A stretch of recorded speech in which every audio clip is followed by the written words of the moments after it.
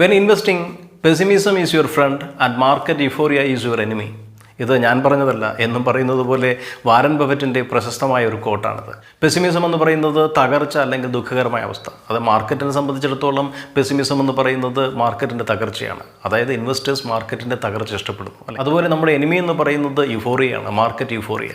Market euphoria എന്ന് പറയുന്നത് നമുക്കറിയാം, മാർക്കറ്റ് കടിഞ്ഞാണില്ലാത്ത കുതിരയെപ്പോലെ പായുന്നൊരവസ്ഥയാണ് മാർക്കറ്റ് യുഫോറിയ, അല്ലേ? അപ്പോൾ വാരൻ ബഫറ്റ് തന്നെ പറയുന്നുണ്ട്, മാർക്കറ്റ് യുഫോറിയെ നമ്മൾ വളരെ കോഷ്യസ് ആയിട്ട് അപ്രോച്ച് ചെയ്യണം. അതുപോലെ തന്നെ ഒരു പെസിമിസം അല്ലെങ്കിൽ ഒരു ബെയർ മാർക്കറ്റിനെ വളരെ എൻജോയ് ചെയ്യണം, അല്ലെങ്കിൽ മികച്ച സ്റ്റോക്കുകൾ നല്ല വാല്യൂഷനിൽ മേടിച്ചു കൂട്ടണം എന്നാണ് അദ്ദേഹം പറയുന്നത്. അപ്പോൾ ഇന്നത്തെ എപ്പിസോഡിൽ നമ്മൾ മാർക്കറ്റ് യുഫോറിയയെക്കുറിച്ചും അതിനെ എങ്ങനെ ഡീല് ചെയ്യണമെന്നും അതുപോലെ തന്നെ ഈ മാർക്കറ്റ് യുഫോറിയയിൽ നമ്മൾ പാലിക്കേണ്ട ചില കാര്യങ്ങളെക്കുറിച്ചുമാണ് പറയുന്നത്. അപ്പോൾ അതിനു മുമ്പ് ഞാൻ ചെറിയൊരു കാര്യം പറയാൻ ആഗ്രഹിക്കും. കഴിഞ്ഞ ആഴ്ച നമ്മുടെ ഒരു ടെലിഗ്രാം ചാനലിലെ ഒരു സുഹൃത്ത് എനിക്കൊരു സ്ക്രീൻഷോട്ട് അയച്ചു തന്നു. അദ്ദേഹത്തിൻ്റെ മൊത്തം ക്യാപിറ്റൽ എന്ന് പറയുന്നത് ഏകദേശം 50,000-60,000 രൂപയാണ്. അത്യാവശ്യം ചെറിയ ചെറിയ ഇൻട്രാഡേയും സ്വിങ്ങും ഷോർട്ട് ടൈമൊക്കെ ചെയ്ത് ഈ ഒരു 60നെ 85-90 ആക്കി. അതിനുശേഷം അദ്ദേഹത്തിന് 1-2 സ്ക്രീൻഷോട്ടുകൾ കിട്ടി. അതിൽ അദ്ദേഹം ഭയങ്കരമായിട്ട് അട്രാക്റ്റീവായി. 2 ലക്ഷം, 3 ലക്ഷം, 4 ലക്ഷം പ്രോഫിറ്റൊക്കെ, ഓപ്ഷൻ റൈറ്റിംഗ്, ഓപ്ഷൻ സെല്ലിങ്, അതുപോലെ തന്നെ കോൾ ബൈയിങ് എന്നൊക്കെ കേട്ടിട്ട് 2-3 ലക്ഷം ഉണ്ടാക്കാമെന്ന് വെച്ചിട്ട് ഇദ്ദേഹത്തിന് ഉള്ള 80,000 അതിൽ കൊണ്ടിട്ടു. ഇപ്പോൾ ഏകദേശം 10-20 രൂപയെ ബാക്കിയുള്ളൂ, 10-20,000 രൂപയെ ബാക്കിയുള്ളൂ. അപ്പോൾ അവിടെ സംഭവിച്ചത് അദ്ദേഹത്തിൻ്റെ ക്യാപിറ്റൽ മൊത്തം ആൾമോസ്റ്റ് 90% ക്യാപിറ്റൽ വൈപ്പ് ഔട്ടായി എന്ന് വേണം പറയാൻ. അത് കഴിഞ്ഞ ആഴ്ചത്തെ സംഭവം. ഇന്നലെ എൻ്റെ ഒരു സുഹൃത്ത് വന്നിട്ട് പറഞ്ഞു, ചേട്ടാ എനിക്കൊരു സ്ക്രീൻഷോട്ട് കാണിച്ചു തന്നു.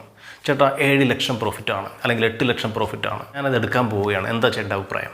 അപ്പോൾ ഞാൻ എന്ത് പറഞ്ഞെന്ന് നിങ്ങൾക്ക് മനസ്സിലായി കാണും, ഞാനതിനെക്കുറിച്ച് എക്സ്പ്ലെയിൻ ചെയ്യുന്നില്ല. അപ്പോൾ ഇതാണൊരു ഇപ്പോഴത്തെ ഒരു അവസ്ഥ, ഇത് വളരെ ശോചനീയമായിട്ടുള്ള അവസ്ഥ. പോലെയുള്ള ചെറിയ പരൽ മീനുകൾ അല്ലെങ്കിൽ പുതിയ ആൾക്കാർ 50,000, 60,000, മാക്സിമം 1 ലക്ഷം ക്യാപിറ്റൽ കൊണ്ടാണ് വരുന്നത്. അപ്പോൾ ഇതൊക്കെ ഇങ്ങനെയുള്ള സ്ക്രീൻഷോട്ടുകൾ കണ്ട് ഒരിക്കലും നിങ്ങൾ തലവെച്ച് കൊടുക്കരുത്. അങ്ങനെയുള്ള സ്ക്രീൻഷോട്ടുകൾ നൽകുന്നവർ അവർക്ക് തന്നെ 5 ലക്ഷം വിട്ടിട്ട് 10 ലക്ഷം രൂപ ആക്കിക്കൂടെ? പിന്നെ എന്തിനാണ് മറ്റുള്ളവരെ വഴിതെറ്റിക്കുന്നത്? അതുകൊണ്ട് ദയവായി നിങ്ങളൊരു പുതിയ ആളാണെങ്കിൽ, എക്സ്പീരിയൻസ്ഡ് ആയിട്ടുള്ള ആൾക്കാരല്ല എൻ്റെ വീഡിയോ കൂടുതലും ഫോളോ ചെയ്യുന്നത്, നിങ്ങളൊരു പുതിയ ആളാണെങ്കിൽ ഒരിക്കലും സ്ക്രീൻഷോട്ടുകളുടെ പുറകിലേ പോകരുത്. ഒരു ട്രാപ്പാണ്. ഒരുപക്ഷെ അത് ചെയ്യുന്നവർക്ക് കോടിക്കണക്കിന് രൂപയുടെ ആസ്തി ഉണ്ടാകാം, അല്ലെങ്കിൽ ലക്ഷക്കണക്കിന് രൂപയുടെ ബാക്കപ്പ് ഉണ്ടായിരിക്കും. പക്ഷേ ആന വാതുറക്കുന്നത് പോലെ അണ്ണാന് വാതുറക്കാൻ പറ്റില്ല. അതുകൊണ്ട് എൻ്റെ പ്രിയപ്പെട്ട സുഹൃത്തുക്കൾ അത്തരം ഇതിൽ പോകരുത്. ഷെയർ മാർക്കറ്റിൽ പൈസ ഉണ്ടാക്കുന്നത് അത്ര ഈസി ആയിട്ടുള്ള കാര്യമൊന്നുമല്ല. നിങ്ങളൊരു 5-6 വർഷം കഴിയുമ്പോൾ തീർച്ചയായിട്ടും പഠിക്കും. കാരണം അതുകൊണ്ട് തന്നെയാണ് ഇതിലോട്ട് വരുന്ന 90% പേരും ലോസിൽ നിൽക്കുന്നതും അതുപോലെ തന്നെ മാർക്കറ്റ് ഉപേക്ഷിച്ച് പോകുന്നതും ഒക്കെ. ഇതിൻ്റെ ഇന്നത്തെ ടോപ്പിക്കിൽ വരുന്ന കാര്യമല്ല, പക്ഷേ അത് വളരെ ഇമ്പോർട്ടൻ്റ് ആണ് എന്ന് തോന്നി. ഒരു പക്ഷേ ചിലർക്കെങ്കിലും ഇതുകൊണ്ട് ഉപയോഗം ഉണ്ടായിരിക്കാം. അത്തരം സ്ക്രീൻഷോട്ടുകളെ പാടെ അവഗണിക്കുക. ചേട്ടൻ നിങ്ങൾ ബുൾ മാർക്കറ്റിൽ കുറച്ചൊന്ന് കണ്ണടച്ച് വയ്ക്കുക. നിങ്ങൾ കുറച്ച് കാര്യങ്ങൾ ഇപ്പോൾ പഠിച്ചതിന് ശേഷം അടുത്തൊരു ബെയർ മാർക്കറ്റ് വരുമ്പോൾ അല്ലെങ്കിൽ മാർക്കറ്റിൽ ചെറിയൊരു കറക്ഷൻ വരുമ്പോൾ നിങ്ങളുടെ അറിവുകൾ അവിടെ ആയുധമായി ഉപയോഗിക്കുക. ഈ മാർക്കറ്റ് യുഫോറിയയിൽ നമ്മൾ സ്വീകരിക്കേണ്ട തന്ത്രങ്ങൾ എന്തൊക്കെയാണ്? My dear friends, welcome back to trade for living. Trade for ലിവിങ്ങിൻ്റെ മറ്റൊരു കുഞ്ഞു വലിയ അധ്യായത്തിലേക്ക് നിങ്ങൾക്ക് ഏവർക്കും സ്വാഗതം. ഞാൻ നേരത്തെ പറഞ്ഞു എന്താണ് മാർക്കറ്റ് യുഫോറിയ എന്നല്ലേ. മാർക്കറ്റ് കടിഞ്ഞാണില്ലാത്ത കുതിരയെ പോലെ പോവുകയാണ്. അപ്പോൾ ഇവിടെ ഏറ്റവും ശ്രദ്ധിക്കേണ്ട ഒരു കാര്യം എന്ന് പറയുന്നത് പ്രോഫിറ്റ് ബുക്കിംഗ് ശീലമാക്കുക. 50-ന് മേടിച്ച സ്റ്റോക്കുകൾ ഇപ്പോൾ 100-ലും 200-ലുമാണ് ഓടുന്നത്. അതുപോലെ തന്നെ 160-ൽ മേടിച്ചത് 200-ലും 300-ലും ഒക്കെയായി. അങ്ങനെ അത്യാവശ്യം എല്ലാ സ്റ്റോക്കുകളും തന്നെ 10, 20, 30% ഈവൻ എന്തിനേറെ പറയുന്നു 50% റിട്ടേൺ നൽകിയ പല സ്റ്റോക്കുകളും ഉണ്ടല്ലേ. ഒരു എക്സാമ്പിൾ പറയുകയാണെങ്കിൽ ടാറ്റ എൽഎക്സ് നമ്മുടെ ഗ്രൂപ്പിൽ മുമ്പ് പറഞ്ഞതാണ് 960-ന്, അത് ഏകദേശം 1,700 അടുപ്പിച്ച് പോയി. അങ്ങനെ പല സ്റ്റോക്കുകൾ, ഒന്നൊന്നല്ല പല സ്റ്റോക്കുകളും 50-100% റിട്ടേൺ വരെ കിട്ടിയിട്ടുണ്ട്, നൽകിയിട്ടുണ്ട്. അപ്പോൾ ഇതൊക്കെ ക്രമേണ ബുക്ക് ചെയ്യാൻ ശ്രമിക്കുക, അല്ലെങ്കിൽ ട്രയലിംഗ് സ്റ്റോപ്പ് ലോസ് വെച്ചിട്ട് ആ ഗെയിൻ മാക്സിമം റൈഡ് ചെയ്യുക. അപ്പോൾ നമ്മൾ പ്രോഫിറ്റ് ബുക്ക് ചെയ്യണമെന്ന് പറയുന്നതോടൊപ്പം തന്നെ ചില സ്റ്റോക്കുകൾ, അതായത് നല്ല ബ്ലൂ ചിപ്പ് സ്റ്റോക്കുകൾ ഹോൾഡ് ചെയ്യുക തന്നെ വേണം. അതായത് മികച്ച വാല്യൂഷനിൽ നമ്മുടെ കയ്യിലുള്ള ബ്ലൂ ചിപ്പ് സ്റ്റോക്കുകൾ, അതായത് നിങ്ങൾ എസ് ബി ഐ 185-നും 180-നും ഒക്കെ മേടിച്ച ആൾക്കാരാണെങ്കിൽ, ഈവൻ 190-ന് പോലും മേടിച്ച ആൾക്കാരാണെങ്കിൽ തീർച്ചയായിട്ടും അത് ഹോൾഡ് ചെയ്യണം എന്ന് തന്നെ ഞാൻ പറയും. കാരണം SBIക്ക് തീർച്ചയായിട്ടും ഒരു 300 അല്ലെങ്കിൽ 400, ഈവൻ 500 വരെ എത്താനുള്ളൊരു കഴിവുണ്ട്. അപ്പോൾ ആ ഒരു നല്ല വാല്യൂഷനിൽ മേടിച്ച ബ്ലൂ ചിപ്പ് ഷെയർ LNT, അതുപോലെ പിഡിലൈറ്റ്, LNT 850-ന് മേടിച്ച ആൾക്കാരുണ്ട്, അല്ലെങ്കിൽ 750-ന് മേടിച്ച ആൾക്കാരുണ്ട്. പിഡിലൈറ്റ് 1300-ന് മേടിച്ച ആൾക്കാരുണ്ട്. SBI 165-ന് മേടിച്ച ആൾക്കാരുണ്ട്. V-Guard 145-ന് മേടിച്ച ആൾക്കാരുണ്ട്. ഞാൻ എല്ലാ ഷെയറുകളും പറയുന്നില്ല. അപ്പോൾ ഇത്തരം ഷെയറുകൾ തീർച്ചയായിട്ടും ഹോൾഡ് ചെയ്താലും നല്ലതായിരിക്കും. അത് ഡിപ്പ് ചെയ്യുകയാണെങ്കിൽ പോലും നമുക്ക് തീർച്ചയായിട്ടും അത് അക്യുമുലേറ്റ് ചെയ്യാനുള്ള ഒരു അവസരമാണ് കിട്ടുന്നത്. സോ അത്തരം നല്ല സ്റ്റോക്കുകൾ തീർച്ചയായിട്ടും ഹോൾഡ് ചെയ്യുക. അത്ര നല്ലൊരു വാല്യൂഷൻ ആണെങ്കിൽ അതെല്ലാം ബുക്ക് ചെയ്ത് പോകാൻ പറയില്ല. കാരണം ഇൻഡിഗോ നമുക്കിനി 900-ന് കിട്ടത്തില്ല, ഇപ്പോൾ തന്നെ 1,700 ഉണ്ടായില്ലേ. കാരണം SBI ഒക്കെ 145, 150 ഒക്കെ കിട്ടണമെങ്കിൽ അത്രയും വലിയൊരു ക്രാഷ് വരണം. അത് നടക്കുമെന്ന് അറിയില്ല. ഒരു പക്ഷേ നമുക്കത് പ്രെഡിക്റ്റ് ചെയ്യാൻ പറ്റത്തില്ല. വലിയ ബൈയിൽ കിട്ടിയ ബ്ലൂ ചിപ്പ് സ്റ്റോക്കുകൾ ഹോൾഡ് ചെയ്യുക. മറ്റ് സ്റ്റോക്കുകൾ ക്രമേണ പ്രോഫിറ്റ് ബുക്ക് ചെയ്യുക, കുറേശ്ശെ പ്രോഫിറ്റ് ബുക്ക് ചെയ്യുക, അല്ലെങ്കിൽ ട്രയലിംഗ് സ്റ്റോപ്പ് ലോസ് വെച്ചിട്ട് മാക്സിമം ഗെയിൻ ട്രേഡ് ചെയ്യുക. ഈ മാർക്കറ്റ് യുഫോറിയയുടെ സമയത്ത് ഏത് സ്റ്റോക്ക് എടുത്താലും അത് പറക്കും അല്ലേ. ഒരു ചൊല്ലുണ്ട്, ഈ മാർക്കറ്റ് ഇങ്ങനെ തകർത്താടുമ്പോൾ അല്ലെങ്കിൽ മാർക്കറ്റ് ഇങ്ങനെ സംഹാര താണ്ഡവമാടി മുന്നോട്ട് കുതിക്കുമ്പോൾ ഒരു ബാർബറോട് ചോദിച്ചാൽ പോലും അയാൾ പറയുന്ന സ്റ്റോക്ക് പോലും റൺ ചെയ്യും. അതായത് ബാർബറിന് അത്യാവശ്യം സ്റ്റോക്ക് മാർക്കറ്റിനെ കുറിച്ചൊന്നും അറിയാത്ത ആൾക്കാരായിരിക്കും. എന്തിനേറെ പറയുന്നു, നമ്മുടെ യെസ് ബാങ്ക് 11-12 രൂപയിൽ നിന്ന് ഇപ്പോൾ ഏകദേശം 20 രൂപ കഴിഞ്ഞല്ലേ. ചത്തുകിടുന്ന യെസ് ബാങ്ക് വരെ പറന്നു. മറ്റൊരു കാര്യമെന്ന് പറയുന്നത്, ഈ ഒരു ബുള്ളിഷ് മോഡിൽ നമുക്ക് ചെയ്യാൻ പറ്റുന്ന മറ്റൊരു കാര്യമെന്ന് പറയുന്നത് അണ്ടർ വാല്യൂഡ് ആയുള്ള സ്റ്റോക്കുകൾ നോക്കുക എന്നുള്ളതാണ്. ഒരുപാട് സ്റ്റോക്കുകൾ ഇപ്പോഴും അതിൻ്റെ ഒരു നല്ല വാല്യൂഷൻ നിൽക്കുന്നുണ്ട്. എന്തിനേറെ പറയുന്നു, സാസ്കൻ നമ്മൾ ആദ്യം നമ്മുടെ ഗ്രൂപ്പിൽ പറഞ്ഞത് 540 ആണ്. അത് ഏകദേശം 750 നമ്മളന്ന് ബുക്ക് ചെയ്തു, 750 760. അതിനുശേഷം 620 എത്തി, തിരിച്ചൊരു റിവേഴ്സൽ വന്നപ്പോൾ 665 നമ്മൾ എൻട്രി എടുത്തു, അത് 750 വരെ എത്തി, നമ്മൾ പകുതി ബുക്ക് ചെയ്തു. അത്തരം സ്റ്റോക്കുകളൊക്കെ തീർച്ചയായിട്ടും ബുക്ക് ചെയ്യുക. പക്ഷേ അത് റൈഡ് ചെയ്യാൻ പറ്റിയാൽ തീർച്ചയായിട്ടും നിങ്ങൾക്ക് റൈഡ് ചെയ്യാൻ ചെയ്യാം, ട്രയലിംഗ് സ്റ്റോപ്പ് ലോസ് വെച്ച് റൈഡ് ചെയ്യുക. അപ്പോൾ ഞാൻ പറഞ്ഞത്, കഴിഞ്ഞ ആഴ്ചയും സാസ്കൻ എന്ന് പറയുന്നത് 665 അല്ലെങ്കിൽ 670 കടന്നതായിരുന്നു. നമ്മൾ നമ്മുടെ ഗ്രൂപ്പിൽ കൊടുത്തിരുന്നു. അതിനുമുമ്പ് നിങ്ങൾക്ക് എൻ്റെ ടെലിഗ്രാം ചാനൽ ജോയിൻ ചെയ്യണമെങ്കിൽ താഴെ ഞാൻ ലിങ്ക് കൊടുത്തിട്ടുണ്ട്. സ്റ്റോക്ക് ഫ്രണ്ട് എന്ന് സെർച്ച് ചെയ്യുക. അപ്പോൾ നിങ്ങൾക്ക് എൻ്റെ ടെലിഗ്രാം ചാനൽ ജോയിൻ ചെയ്യാൻ സാധിക്കും. സ്ക്രീനേഴ്സ്, അതായത് മാർക്കറ്റ്സ് മോജോയിലും അതുപോലെ എക്കണോമിക് ടൈംസിലെയും അതുപോലെ തന്നെ ചാർട്ടിങ്ങിലെയും screener.in-ലെയും ഒക്കെ സ്ക്രീനേഴ്സ് ഉപയോഗിച്ചിട്ട് മികച്ച വാല്യൂഷനുള്ള നല്ല കമ്പനികൾ സെലക്ട് ചെയ്യുക. ഒരുപാട് കമ്പനികളുണ്ട്. എന്തിനേറെ പറയുന്നു, നമ്മൾ കഴിഞ്ഞ ആഴ്ച ഒരു കോൾ കൊടുത്തിട്ടുണ്ട് RPG ലൈഫ് സയൻസ്, ഒരു 368.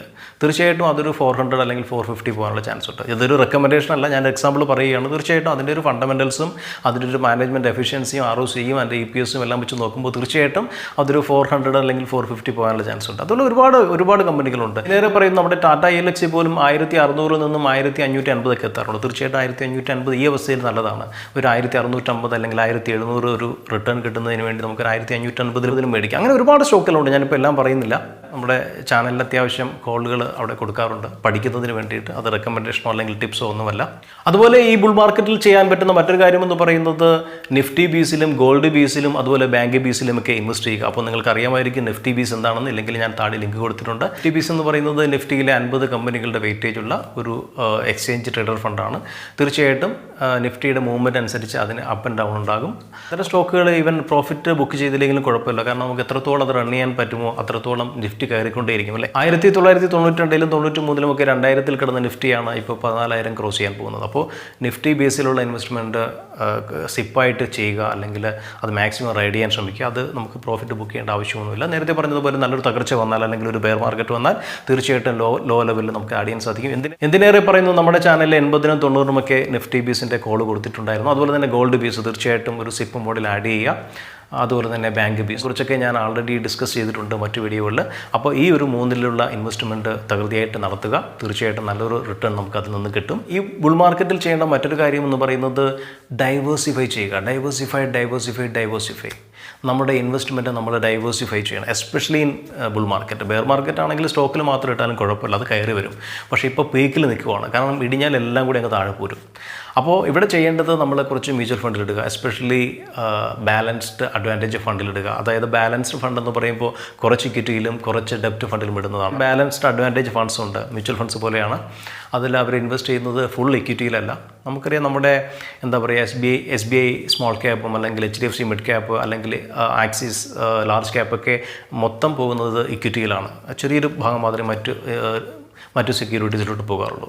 ബാലൻസ്ഡ് ഫണ്ടിൽ നമ്മൾ നിക്ഷേപിക്കുമ്പോൾ ഒരു 50% ഡെപ്റ്റിലും അല്ലെങ്കിൽ ഡെപ്റ്റ് ഫണ്ടിലോട്ടും അതുപോലെ തന്നെ ബാക്കി 50% സ്റ്റോക്കിലാണ് പോകുന്നത്. അപ്പോൾ മാർക്കറ്റിൽ നമ്മൾ പ്രോഫിറ്റ് ബുക്ക് ചെയ്യുമ്പോൾ അത് കുറച്ച് ഡെപ്റ്റ് ഫണ്ടിലോ കുറച്ച് ലിക്വിഡ് ഫണ്ടിലോട്ടും അതുപോലെ തന്നെ ബാലൻസ്ഡ് ഫണ്ടിലോട്ടും ഒക്കെ ഇട്ട് നമ്മുടെ ഇൻവെസ്റ്റ്മെൻറ്റ് ഒന്ന് ഡൈവേഴ്സിഫൈ ചെയ്യും. അതുപോലെ തന്നെ നമ്മുടെ പോർട്ട്ഫോളിയോയും നന്നായിട്ടൊന്ന് ഡൈവേഴ്സിഫൈ ചെയ്യും. ഫാർമ, ഫിനാൻസ്, മെറ്റൽ, എനർജി, അങ്ങനെയുള്ള ഡിഫറൻറ്റ് സെക്ടേഴ്സിലായിട്ട് ഇൻവെസ്റ്റ് ചെയ്യുക.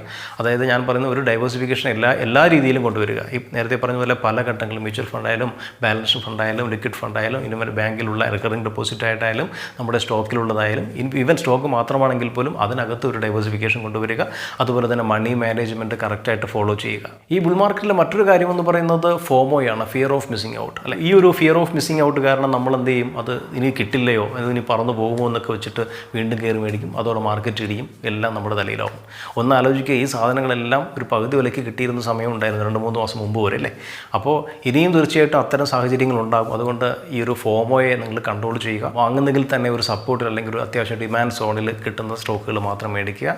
ഉള്ള സ്റ്റോക്കുകൾ മാക്സിമം ഗെയിൻ റെഡി ചെയ്യുക. അത് ചെയ്യാൻ ഏറ്റവും സേഫായിട്ട് ചെയ്യാൻ പറ്റിയ കാര്യമെന്ന് പറയുന്നത് ഒക്കെയാണ് ബുൾ മാർക്കറ്റിൽ നമ്മൾ സ്വീകരിക്കേണ്ട പ്രധാന തന്ത്രങ്ങൾ. ഇത് നിങ്ങൾക്ക് എൻ്റെ യൂട്യൂബ് മെമ്പർഷിപ്പിൽ അംഗമാകണമെങ്കിൽ താഴെ ജോയിൻ ബട്ടൺ ഉണ്ട്, അത് ക്ലിക്ക് ചെയ്ത് നിങ്ങൾക്ക് അതിൽ ജോയിൻ ചെയ്യാം.